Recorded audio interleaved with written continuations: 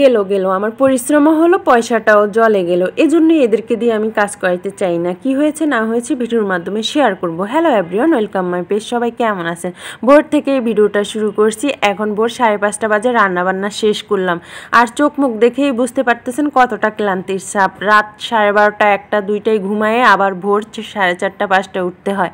এজন্যই এতটা আমাকে টায়ার্ডনেস দেখাচ্ছে। তো সকালের রান্নাবান্না শেষ করা হয়ে গেছে। নীলের বাবা খেয়ে দিয়ে ভোর 6টা বাজে অফিসে চলে গেছে। আর আমাকে না দেখতে পেয়ে নিহান এই রুমে এসেছে ঘুম ঘুম চোখে। তো সে এখানে ঘুমিয়ে পড়েছে। আমি আর নিই নাই, পরে সমস্ত বাসাটা আমি একটু গুছিয়ে নিয়েছি যেহেতু ওরা ঘুমাচ্ছে।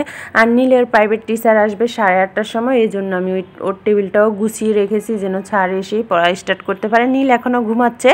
তো এই যে আমি একটু বারান্দায় চলে আসলাম। প্রতিদিন ভোরে 5 মিনিট হলেও আমি এখানে দাঁড়িয়ে থাকি। এই সকালের হাওয়াটা আমার খুবই ভালো লাগে। আর আমাদের বারান্দার ফুল গাছে আজকে একটা মাত্র ফুল ফুটেছে, এটা ঠাকুরের পুজোতে দিয়ে দিব। আর বাইরের আবহাওয়াটা এরকম। নীলের প্রাইভেট পড়া শেষ হয়েছে 10টা বাজে। এরপর দুইজনকে খাইয়ে দাইয়ে চললাম নীলকে নীলের স্কুলে দিয়ে আসতে, আর নিহানকে নিয়ে বাসায় ফিরলাম। এর মধ্যেই জান্নাতের মা আসছে।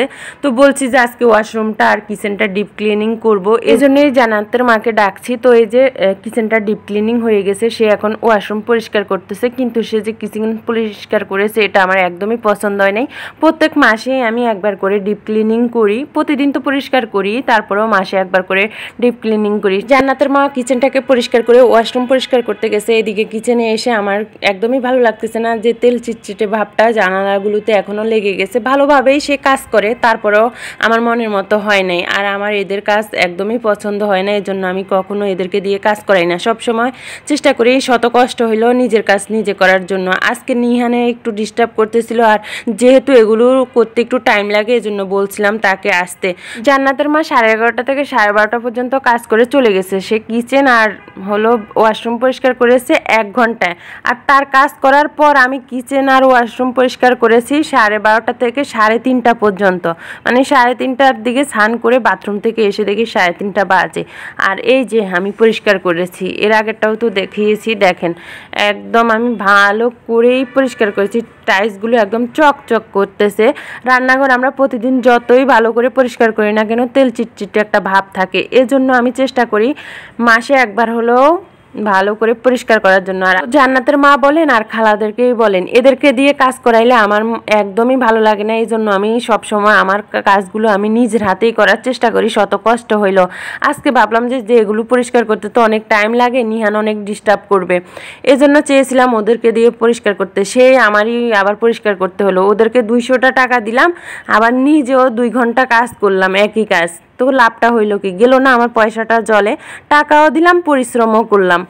তো যাই হোক, এই ছানটান করে এসে একটু আলু ভাজি আর পেঁয়াজ ভাজি করে নিয়েছি, কারণ সারাটা দিন আজকে কিচেন পরিষ্কার করতে করতে আমার সময়টা চলে গেল। নীল আসার সময় হয়ে গেছে, এই জন্য একটু আলু পেঁয়াজ ভাজি করে নিয়ে গরম ভাতে গরম গরম পেঁয়াজ ভাজি নীল খুবই পছন্দ করে, সাথে যদি আলু দেই ও তো মহা খুশি। সকালের দিকে একটু লাউ দিয়ে ডাল রান্না করেছিলাম, ওইটা আছে।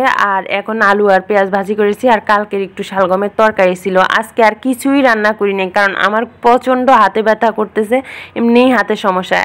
তো এখন নিহানকে ভাত খাইয়ে দিব। একটা লেবু নিয়ে নিলাম, একটু রেস্টও নিয়ে নিয়েছি এর মধ্যে, মানে অনেক সময় ধরে কাজ করতে করতে হাঁপিয়ে উঠেছি। লেবুটা কেটে নিহানকে ভাত খাইয়ে দিব। ওর প্রচণ্ড খিদা লেগে গেছে, কারণ এখন দুপুর 4টা বাজে।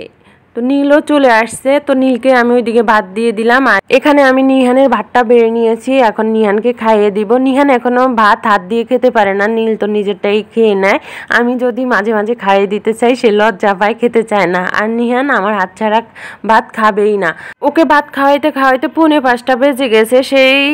আমি 4টার সময় ওর ভাত নিয়ে নিয়েছি। এতটা সময় ধরে খাওয়াইতে হয়, খুবই আস্তে আস্তে খায়। এরপর নীল একটু ছাদে আসলো, তো নিহানও একটু বায়না ধরলো যে ছাদে আসবে। তো ভাবলাম যে একটু ঘুরাই নিয়ে যাই, এরপর ঘুম পাড়াবো আর কি। ছাদে এসে কিছুক্ষণ লাফালাফি করার পর এই যে দোলনাতে উঠেছে। দোলনাটা কেমন হয়েছে অবশ্যই বলবেন। এটা যদিও আমাদের বাড়িওয়ালার ছেলে মজা করে বানিয়েছে, ও এসে মাঝে মাঝে বসে, ও অনেক ছোট। তো আজকের মতো ব্লগটা এই পর্যন্তই। কেমন লাগলো অবশ্যই জানাবেন। সবাই ভালো থাকবেন।